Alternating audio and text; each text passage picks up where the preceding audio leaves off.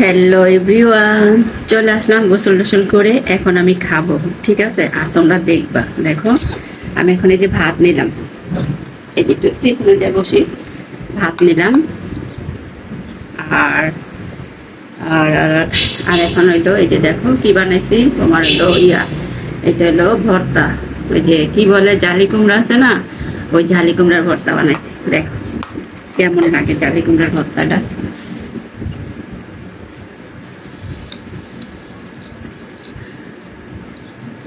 দেখি জীবনে প্রথম জালি কুমড়ার ভর্তা তোমরা খাইছো কিনা জানি না, কিন্তু আমি কখনো খাইনি, এই প্রথম খাবো আর কি। খাইয়া দেখি কেমন লাগে। এই যে বিসমিল্লাহির রহমানির রহিম।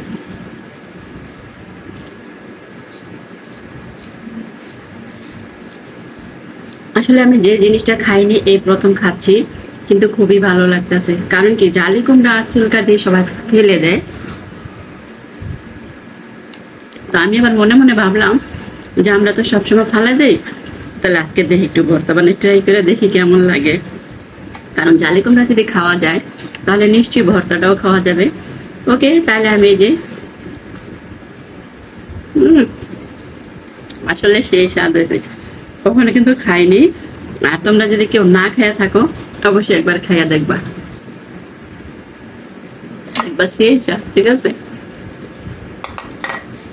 মানে যে না খাইছে অবশ্যই হ্যাঁ বুঝবো না কিন্তু, আর যে খাইছে শুধু হ্যাঁ কিন্তু বুঝবো, তার জন্য, ঠিক আছে? হম হম।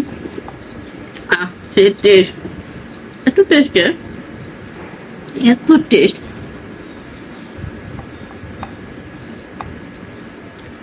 না খেলে তো বুঝতেই না, আবার বলবা। তো শেষ আমার জালি কুমড়া ভর্তা খাওয়া শেষ। এখন আমি একটু দেখো কি রান্না করেছি। আজকে একটু গরুর মাংস রান্না করছি। তো শুধু ভর্তা তো খাওয়া যায় না, তাই একটু গরুর মাংস রান্না করছি। আর হলো একটু আলুটা পছন্দ, তাই আলু দিছি, ঠিক আছে? এই হলো আমার আজকে খাবারের মেনু। তো যাই হোক, তোমরা একবার কিন্তু খাইয়া ট্রাই করবা, ঠিক আছে? দেখবা যে কিরকম।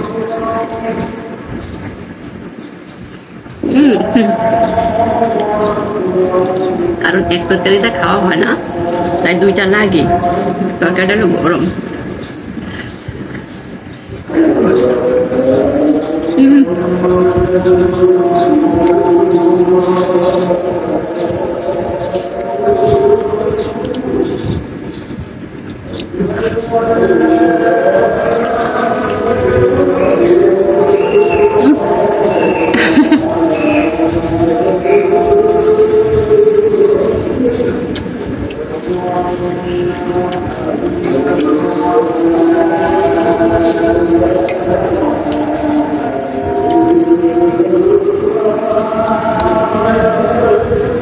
যাই হোক, কেমন হলো খাওয়াটা অবশ্যই জানাবা।